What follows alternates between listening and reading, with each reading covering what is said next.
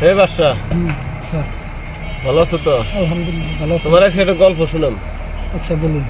ওটা হইল বড় বইনে হুম নামাজ পড়তেছে।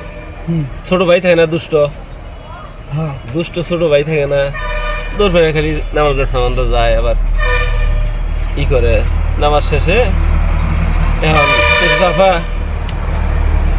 যে মোনাজাত যে দল্লা কি চাইলা আমার কাছে কন্যা হ্যাঁ আফাই করতে কি চাইলাম এটা কোন রাখবো না আজকে একটু শোনা কি কি কি চাইলা মোনাজাতে কি চাইলা